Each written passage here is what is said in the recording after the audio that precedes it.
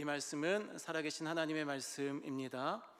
감리교 파송으로 인도에서 30년간 사역하셨던 공숙자 선교사님이 계십니다. 젊을 때 하나님의 부르심을 받았습니다. 그리고 영국과 벨기에 등에서 이제 단기 선교 훈련을 받는 거죠. 근데 런던에서 노방전도를 하는데 이제 머리를 분홍색, 초록색으로 물든 청년이 지나가는 겁니다. 그래서 이제 복음을 전했죠. 예수님이 당신을 사랑하십니다. 이렇게 이야기하자 그 청년이 이렇게 대답했습니다. 나는 사탄의 자식이다. 이렇게 대답했어요. 내가 선교사로서 자격이 있을까? 내가 이런 말을 듣고 나는 선교사의 그릇이 안 되나 보다, 이렇게 생각을 하고 그 길로 귀국을 해버렸다고 합니다. 하지만 하나님께서는 선교사님을 계속 위로하시고 붙드시고 깨닫게 하셨습니다. 선교사적 비전을 계속 주셨습니다. 그래서 인도 선교사로 이제 파송을 받으시게 되었습니다. 4월 6일 매우 더운 날 인도에 딱 도착하는 순간 뜨거운 열풍이 막 얼굴에 막 불어오고 온갖 사방에서 악취가 나는데 마음 가운데는 그렇게 확신과 기쁨이 넘쳤다고 합니다. 내가 내 뼈를 묻을 땅에 드디어 왔구나 라는 생각이 들었다는 것이죠. 전기도 없는 슬럼 지역, 전기도 없고 수도도 없고 화장실도 없는 사람들, 그리고 거기에서 갈 길 잃은 아이들 10명 이상씩 집에 데려왔습니다.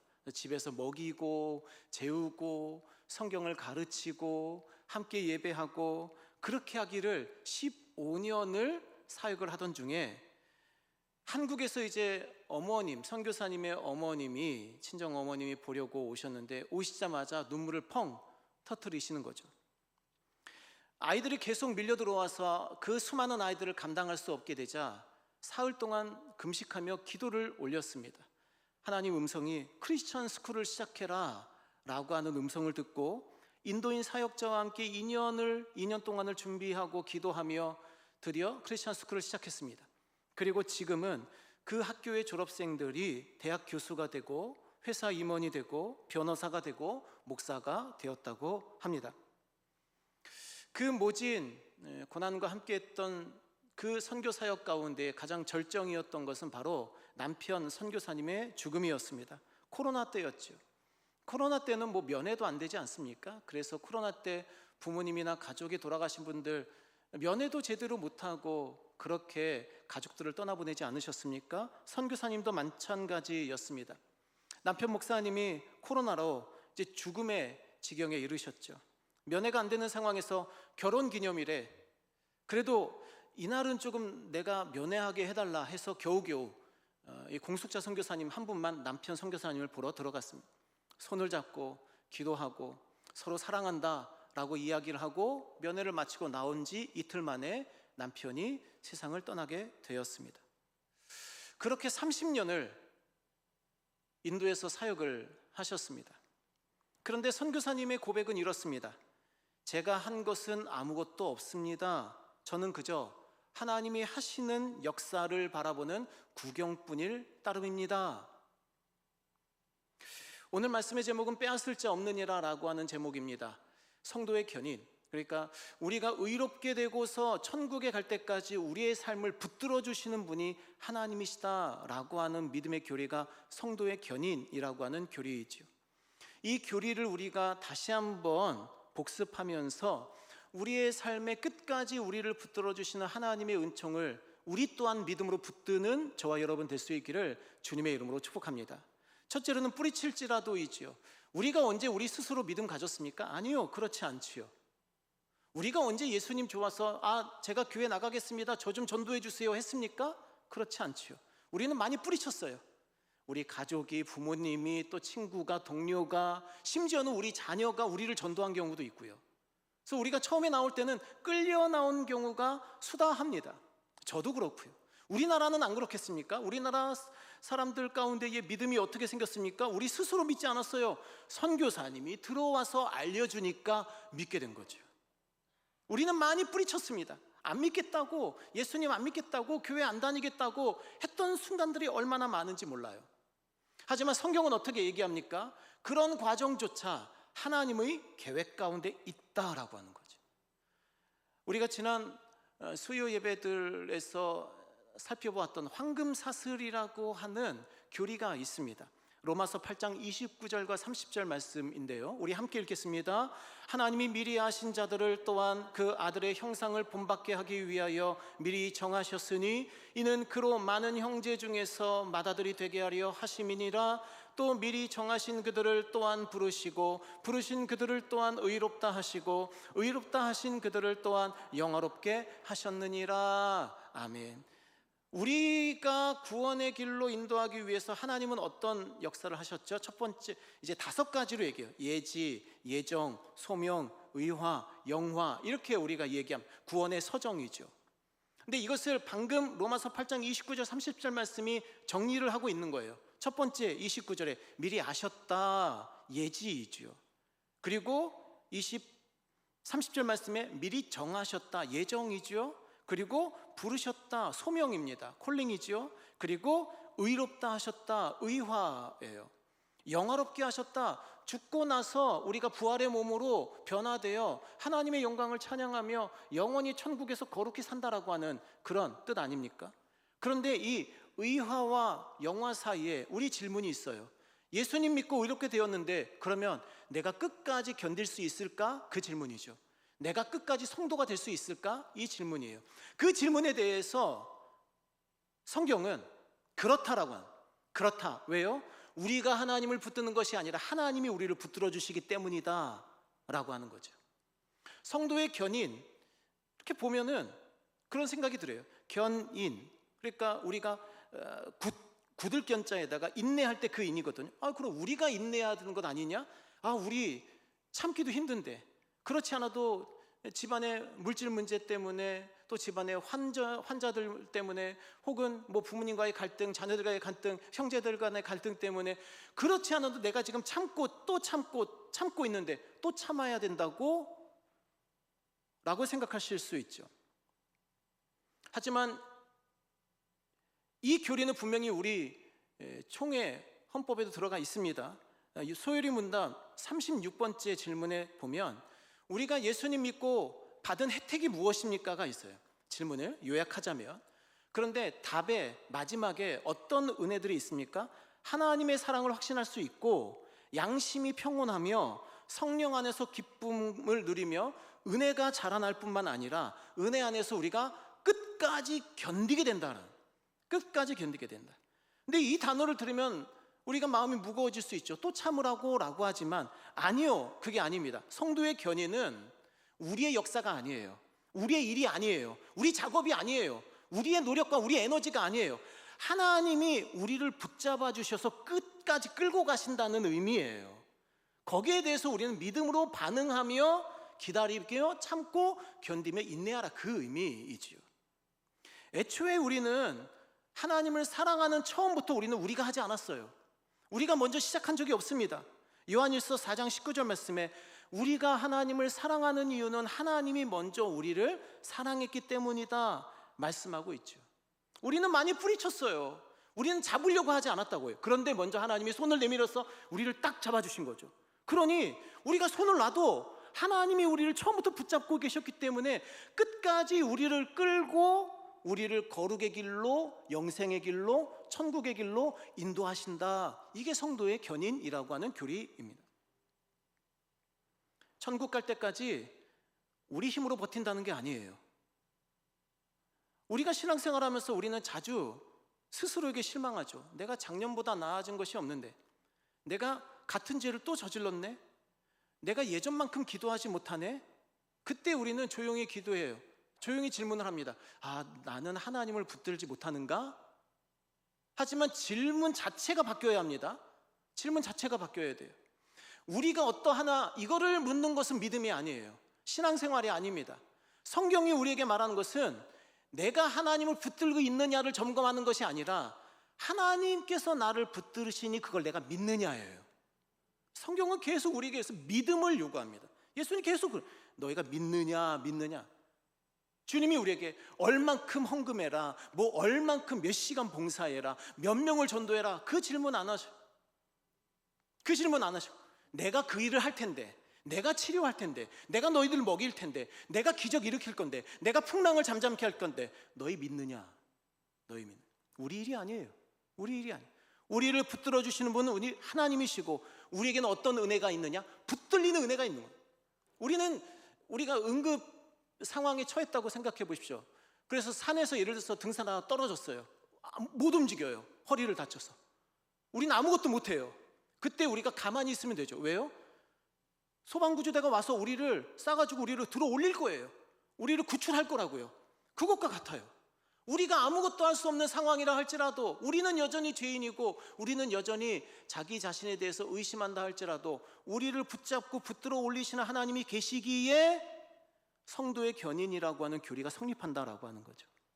오늘 말씀을 살펴보겠습니다. 요한복음 10장 28절 29절 우리 함께 읽겠습니다. 내가 그들에게 영생을 주노니 영원히 멸망하지 아니할 것이요 또 그들을 내 손에서 빼앗을 자가 없느니라. 그들을 주신 내 아버지는 만물보다 크심에 아무도 아버지 손에서 빼앗을 수 없느니라. 아멘. 누가 영생을 줘요? 우리가 영생을 얻는 거예요? 따내는 거예요? 아니요. 하나님이 우리에게 영생을 주시는 거예요. 우리가 스스로 멸망하지 않아요? 아니요. 하나님이 우리로 멸망하지 않게 하시는 거예요. 우리가 뺏기는 거예요? 아니요. 하나님이 우리를 그 손에서 빼앗을 자가 없이 보호해 주세요. 그들을 주신 아버지가 만물보다 크셔요. 무슨 말이에요? 우리는 뭐 때문에 시험에 들죠? 가족 때문에 시험에 들고, 교인 때문에 시험에 들고, 물질 때문에 시험에 들고, 또 여러 가지 문제 때문에 시험에 들어요. 하지만 하나님은 어떤 하나님이세요? 만물보다 크신 하나님, 그 모든 우리의 문제들보다 크신 하나님이시기 때문에 그 하나님이 우리를 붙드시면 아무도 우리를 하나님의 손에서 빼앗을 자가 없다 믿으시기를 주님의 이름으로 축복합니다. 여기에서 양이 하는 일은 딱 두 가지입니다. 듣는 거예요. 따르는 거예요. 그것 외에 우리가 영생을 누리고 멸망하지 않고 끝까지 붙들리고 빼앗기지 아니하는 모든 것들은 다 하나님이 하신다 믿으시기를 주님의 이름으로 축복합니다. 요한복음 6장 39절 말씀에 나를 보내신 이의 뜻은 내게 주신 자 중에 내가 하나도 잃어버리지 아니하고 마지막 날에 다시 살리는 이것이니라 라고 말씀하고 있습니다. 주님께 맡겨진, 예수님께 맡겨진 믿는 자들 마지막 날까지 빼앗기지 아니하고 하나도 잃어버리지 아니하고 마지막 날에 우리를 다시 살려주신다. 그러기에 우리의 믿음은 어떤 믿음입니까? 빌립보서 2장 13절 우리 다시 한번 읽겠습니다. 너희 안에서 행하시는 이는 하나님이시니 자기의 기쁘신 뜻을 위하여 너희에게 소원을 두고 행하게 하시나니. 아멘. 우리 안에 소원을 두시는 분, 우리 안에 뜻을 이루게 하시는 분은 하나님이세요. 우리 안에서 행하시는 분이 하나님이셔요. 시편 138편 8절 말씀에 주의 손으로 지으신 것을 버리지 마옵소서 기도하면 우리를 버리지 아니하시고 우리는 뿌리쳤으나 우리를 붙드시고 믿게 하시고 끝까지 천국 길로 인도하시는 분은 하나님이신 것을 믿으시기를 주님의 이름으로 축복합니다. 두 번째 문제는 무엇입니까? 우리가 흔들린다는 거죠. 믿었어도 어쨌든 교회는 다녀요. 뿌리쳤는데도 어쨌든 교회는 다녀요. 근데 교회 다닌 후에는 우리 안에 어떤 일이 있습니까? 믿음이 흔들리는 일들이 생겨요. 뭐 저보다 연세가 더 있으신 분들은 말할 것도 없겠지만 제가 어렸을 때 다닐 때는 외부 소리를 들을 것이 없었어요. 그냥 부모님 식사하면서 부모님 말씀 듣고 뭐 그때 뭐 소니 아이와 워크맨 뭐 그런 것 있잖아요. 그러면 그거 듣고 음악 정도 듣고 그리고 선생님 말씀 듣고 교회 가서 목사님 전도사님 말씀 듣고 그러면은 저에게 있는 정보는 학교 수업으로 충분했어요. 그래서 믿음을 지키기가 어렵지 않았다고요. 다른 잡다한 소리들이 별로 안 들려왔어요. 거기다가 뭐 친구들과 놀고 하면서 뭐 그런 소리들도 있겠죠. 하지만 요즘 초등학교 1학년 아니 유치원 애들부터 벌써 미디어가 가득합니다. 눈 뜨면 미디어예요. 눈 뜨면 세상 소리예요. 눈 뜨면 교회가 어떻고 온 세상이 예수님 없다, 하나님 없다, 교회 없다 별의별 얘기들 하면서 우리 자녀들을 끊임없이 미디어로 세상으로 끌고 가는 시대입니다. 얼마나 위험한 시대예요. 얼마나 영적 전쟁에 가득한 시대입니까? 이런 시대에 흔들리지 않는 것이 이상할 정도다라고 생각될 정도로 세상의 소리들이 가득한 시대예요, 지금은. 그런 속에서 우리의 믿음도 때로는 하고 내 자신의 믿음에 대해서 확신하지 못할 때가 있는 거죠. 하지만 이것에 대해서 깔뱅 선생님이 이렇게 이야기합니다. 기독교 강요에서 말해요. 믿음은 경건한 자의 가슴 속에 든든히 뿌리를 내리고 있습니다. 절대 찢겨져 나가는 법이 없습니다. 그러면서 어떻게 이야기를 하냐면, 믿음이 흔들리고 우왕좌왕하는 것처럼 보여도 적어도 잿더미 속에도 불씨가 남아 있습니다. 이렇게. 잿더미 속에도 불씨가 나. 무슨 얘기입니까? 우리가 고기를 구워요. 그러면 이렇게 뭐 숯을 사가지고 붙여가지고 고기를 굽지 않습니까? 다 구워 먹어요. 그리고 그냥 꺼지게 둬요. 그런데 한 1시간 있다 가서 이렇게 들춰보면 불씨가 있어요. 남아 있어요. 거기다가 종이를 딱 대면 불이 타올라요. 흔들리는 믿음을 가진 자, 교회에 나와서 예수님을 믿는데 의심하는 자들의 믿음에 대해서 깔뱅 선생님이 이렇게 얘기하는 겁니다. 잿더미 같아도, 다 터버린 것 같아도, 아무것도 없는 것 같아도 들춰보면 그 불씨가 남아있는 것처럼 우리 믿음이 우왕좌왕하고 여기저기 막 흔들려도 하나님은 우리 안에 불씨를 살려두신다 말씀하고 있는 것이죠. 성경에 얘가 있죠. 누구입니까? 베드로입니다. 베드로는 죄송합니다, 초장부터 가능성이 없는 제자였어요. 초장부터. 왜요? 스스로 죄인이라고 고백하잖아요. 누가복음 5장 8절에서 나를 떠나십시오, 나는 죄인입니다, 나는 예수님과 함께 할 수가 없습니다. 물론 우리가 베드로의 열정을 알지요. 베드로의 열심을 알죠. 하지만 대부분 보면 말뿐인 경우가 많아요. 다른 제자들하고 다를 바가 없어요. 자기는 스스로 수제자라고 하지만 그래서 자기를 드러내고 자기가 대신 질문하고 막 그런 일들을 하죠. 그런데 위기에 처하면요, 마태복음 8장 24절 말씀에 바다에서 큰 놀이 일어났습니다. 배가 막 물결에 막 덮이게 되죠. 근데 예수님은 주무셔요. 내 제자들이 어쩔 줄 몰라 합니다. 그래서 막 두려워가지고 예수님을 막 깨우면서 주님 우리를 구원하십시오, 우리 죽습니다, 우리 죽습니다. 그 믿음이. 예수님 책망하시죠. 어찌하여 무서워하느냐 믿음이 작은 자들아. 여기까지만 해도 충분히 흔들리는 믿음인데 베드로는 어디까지 나갑니까? 예수님 3번 부인해. 마가복음 14장 72절 말씀에 네가 나를 3번 부인하리라 하심이 기억되어 그 일이 생각나고 울었더라. 우리 한국 초기교회 그리고 전 세계 역사의 초대교회 그리고 일본 선교 역사에 보면 어떤 일들이 있죠? 박해자들이 십자가 딱 내려놔요. 혹은 예수님의 성화 딱 내려놔요. 그거 밟고 지나가라고 해요. 베드로 3번 지나갔어요 거기. 심지어는 저주를 함께 동반해서 예수님을 부인했다고요. 그 십자가 3번 밟았어요. 우리가 베드로에게 뭘 기대합니까? 기대할 게 없죠. 완벽히 실패한 것 아닙니까? 완전히 타버렸잖아요. 3번 부인함으로. 본인 스스로 예수님을 부정했으니까 그 믿음에서 우리가 뭘 찾아볼 수 있겠어요? 근데 예수님 어떻게 말씀하시냐? 3번 부인하기 전에 누가복음 22장 31절 이하의 말씀에 예수님 말씀하십니다. 베드로야 베드로야 보라, 사탄이 너희를 밀 까부르듯 하려고 요구했지만 내가 너 위해서 기도했다. 내가 너 위해서 기도했다. 너의 믿음이 떨어지지 않기를 위해서 기도했다. 그리고 무엇도 얘기하시나요? 너는 돌이킬 것이다. 너는 회개할 것이다. 넌 돌아올 거야. 그리고 심지어는요, 돌이킨 후에, 돌아온 후에 형제들을 굳게 세우는 선교적 사명, 목회적 사명을 감당할 것이다. 예수님 말씀하신, 이게 언제라고요? 베드로 부인하기 전에 이미 말씀하신 거예요.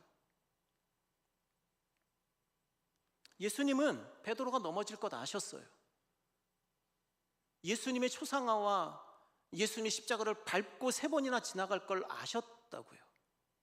그럼에도 불구하고 예수님은 그 예수님의 기도 때문에 베드로가 다시 돌아오죠. 회개합니다. 3번 물어봤을 때 네 주님, 내가 주님을 사랑한 줄 주님이 아십니다. 그러자 예수님, 그래 형제들을 굳게 해라. 내 어린 양을 먹여라.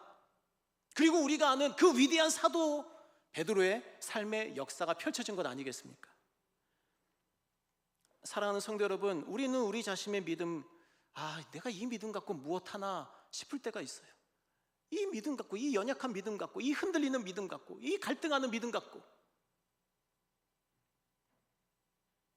하지만 우리를 위해 기도하시는 주님이 계십니다. 로마서 8장 34절 함께 읽겠습니다. 누가 정죄하리요? 죽으실 뿐 아니라 다시 살아나신 이는 그리스도 예수시니 그는 하나님 우편에 계신 자요 우리를 위하여 간구하시는 자신이라. 아멘. 우리를 위해서 지금 예수님이 어디 계신다고요? 하나님 우편에. 무엇하고 계신다? 기도하고 계신. 히브리서 7장 25절 말씀에서도 예수님이 항상 계셔서 살아계셔서 우리를 위해서 간구하고 계신다. 그 믿음 때문에 우리가 그렇게 흔들려도 우리를 붙잡아 주시는, 결국 돌이키게 하시는 하나님의 은혜를 발견하는 것을 믿으시기를 주님의 이름으로 축복합니다. 7년 동안 정말 신라 같은 믿음으로 교회에 억지로 나가면서 예배 때마다 졸았던 분이 계십니다. 박용규 목사님이셔요. 어릴 때 집안에 경제적인 큰 어려움이 닥쳤습니다. 그리고 그것 때문에 큰 형이 정신질환에 걸리게 됐어요. 근데 이제 그 형이 가족들이 다 똑똑하다고 바라보는 형이었거든요. 그러니까 그 가족은 그 형의 그 정신질환이 얼마나 힘들었겠습니까? 그래서 온 가족이 그것 때문에 휘청휘청했어요. 막 어쩔 줄을 몰라고 갈피를 못 잡았어요. 그때 한 분이 전도해서 어머님이 그 자녀들 데리고 가서 교회를 간 거예요. 여의도 수목교회를 나간 거예요. 박용규 목사님도 어리니까 가긴 가죠. 어머님이 가라고 하니까 끌려갔어요. 근데 설교를 들으면 설교가 들어옵니까? 아니요, 들어오지 않는 거예요. 7년 동안이나 설교 딱 시작하면 자는 거예요. 그리고 언제 깨느냐? 조영기 목사님이 주여 주여 주여 하면 깨는 거예요. 그때 딱 깨는 거예요. 그 이제 막 통성기도 하잖아요. 그러면 그래도 교회 나왔으니까 그 시간이 아까운 거죠. 그래서 기도 한마디 하는 거예요. 하나님이라고 하는 분이 계신다고 하는데 저는 잘 모르겠습니다. 그런데 잘 모르겠는데 제 얘기를 좀 해보면 우리 집 완전히 망했어요. 그분의 고백입니다. 박용규 목사님 그분의 고백이에요. 우리 집 완전히 망했어요. 우리 엄마 더 이상 웃지를 않아요. 우리 형이 제정신이 아니에요. 난 너무너무 괴롭고 힘들어요. 그냥 그 한마디 하고 집에 오는 거예요. 그렇게 7년을 졸다가 깨서 그 한마디 하고 졸다가 깨서 그 한마디 하고 집으로 그 믿음이 어찌 우리가 볼 때 바람직한 믿음, 본받을 만한 믿음이겠습니까? 그렇게 7년이 지나고 22살 청장년 금식 수련회가 진행되었습니다. 형들이 얘기해요. 참가비 10,000원만 내고 와라. 또 형 데리고 와라. 그거 하나님이 고쳐주실 거야. 금식하고 기도하면 하나님이 도와주실 거야. 그 말에 끌려서 형을 데리고 가요.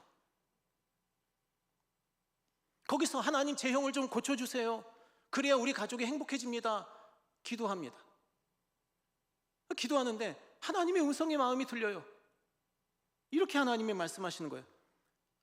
용교야, 나는 그렇게 생각하지 않는다. 너희 둘째 형은 너희 집의 예수님이야. 너희 사형제는 서로 누가 해코지하면 같이 해코지하고 째려보면 같이 째려보고 사람 같지 않으면 무시하고 손절할 수 있잖아. 하지만 너희 둘째 형은 상처가 있을 때 그 상처를 스펀지처럼 빨아들이는, 그 상처를 자기가 지고 가는, 그래서 그 형은 너희 집의 예수님이야.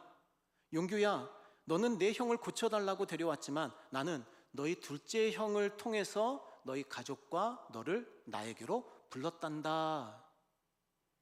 그 자리에서 박영규 목사님은 예수님을 만나고 예수님을 인격적으로 영접하게 됩니다.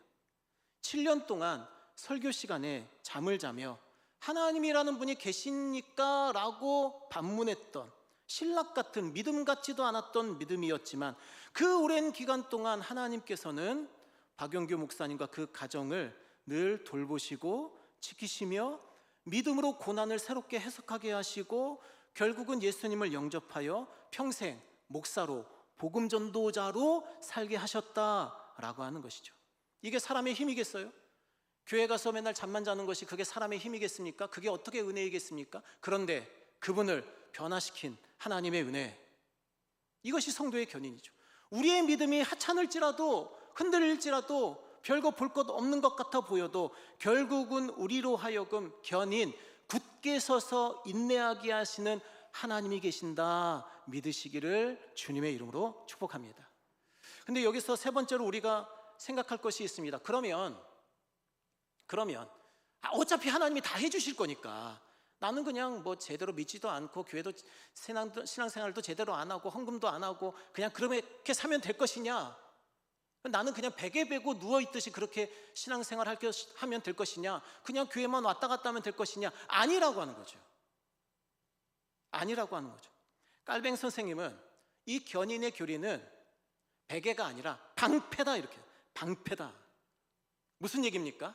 하나님이 우리를 붙들고 이끄신다는 것을 우리가 진짜 믿는다면, 예수님을 믿는다면 우리는 베개로 삼아서 그냥 누워서 허송세월 보낼 것이 아니라 우리에게 방패라는 거예요. 어떤 영적 시련과 어떤 시험이 찾아오고 사람들이 우리를 예수님 믿는다고 조롱하고 하더라도 우리는 그 믿음의 방패 붙들고 그 모든 공격을 이겨낼 수 있다는 거예요. 그러면 방패 딱 쥐고 가만히 있습니까? 아니요. 적진으로 돌진해야죠. 적진으로 돌진해야죠. 예수님이 나를 위해 구원하신 그 사랑에 못 이겨서 겨워서 우리는 날마다 하나님을 예배하고 찬송하며 찬송할 때마다 하나님의 영광을 드러내고, 기도할 때마다 가족을 위해 기도하고 직장 동료에 밀지 않는 사람들 위해 기도하고 믿음의 방패를 가지고 모든 영적 전쟁을 돌파해 나가면서 승리하는 삶을 사는 것이 하나님이 원하시는 거다. 베개가 아니라는 거예요. 방패라는 거예요. 방패라는 거예요. 우리 주변에 분명히 우리를 시험에 들게 하는 사람들이 있습니다. 특히 어떤 때 우리가 흔들리느냐, 나랑 같이 예수님 잘 믿었는데 교회를 떠나네? 저 분이 믿음이 좋았던 것 같은데 교회를 떠나네? 이런 생각이 들어요. 그러면 우리의 믿음이 흔들릴 때가 있어요. 저분이 나보다 더 오래 교회 다녔었는데, 저분 나보다 직분이 더 높은데, 그런 식으로 생각한다는 거죠. 뭐 저도 들은 얘기가 있습니다. 예전에 어떤 분이 그런 말씀 하시더라고요. 한 분을 뵀는데 그분 한 분은 처음에 만났을 때는 교회 여전도회 연합회 회장님으로 만났는데 그 다음에 만날 때 보니까 불교 여신도회 회장님이었다고. 그분은 뭐예요? 권력 좋아하는 거예요. 그냥 뭐 복잡하게 생각할 게 없어요. 깔뱅 선생님이 이 문제를 직접으로 정면으로 다룹니다. 기독교 강요에 이렇게 이야기를 합니다. 분명한 사실은 그렇게 예수님 믿다가 교회를 떠난 사람은 한 번도 예수님을 제대로 믿은 사람이 아니었다는 거예요. 한 번도 마음을 다하는 믿음으로 그리스도를 붙잡은 일이 없었던 사람이다 라고 하는 거죠. 실제로 성경 말씀에 요한일서 2장 19절 말씀 우리 함께 읽겠습니다. 그들이 우리에게서 나갔으나 우리에게 속하지 아니하였나니 만일 우리에게 속하였더라면 우리와 함께 거하였으려니와 그들이 나간 것은 다 우리에게 속하지 아니함을 나타내려 함이니라. 아멘. 원래 교회에 있던 사람들이 많이 떠나는 곳이 어디입니까? 이단이에요. 이단 많이 갑니다. 신천지, JMS, JMS는 조금 이제 예외가 될 수 있겠지만 하나님의 교회 이런데, 구원파 이런데 갔는데 다 교인이에요. 80% 90% 교인입니다. 그러면 한번 생각해 보십시오. 우리가 예수님과 이만희를 바꾸겠습니까? 우리가 예수님과 정명석을 바꾸겠느냐고요. 우리가 예수님과 안상홍을 바꾸겠습니까? 우리가 예수님과 장길자를 바꾸겠어요? 우리가 예수님과 문선명을 바꾸겠습니까? 아니잖아요. 우리가 예수님을 제대로 안다면 어떻게 하나님을 그 인간 우상하고 바꾸겠습니까? 있을 수가 없는 일이죠. 진정 예수님을 사랑했다면, 진정 예수님의 십자가 보혈의 은혜를 체험했다면 어찌 그 길을 갈 수가 있겠느냐라. 거기 가는 사람들 목사도 있습니다. 장로도 있습니다. 안수집사도 있고요. 권사도 있습니다. 껍데기로 받은 거죠. 말이나 되겠습니까? 그게 말이나 되겠어요?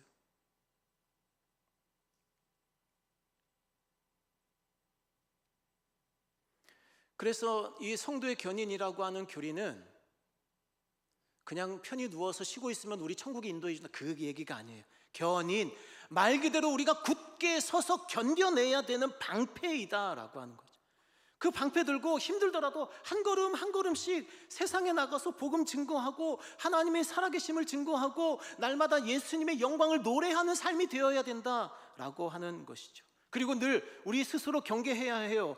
내가 잘 붙들리고 있는가? 고린도전서 10장 12절 말씀에 그런즉 선줄로 생각하는 자는 넘어질까 조심하라. 로마서 11장 20절 말씀에 옳도다 그들은 믿지 않음으로 꺾인 것이고 너는 믿었기 때문에 선 것이다.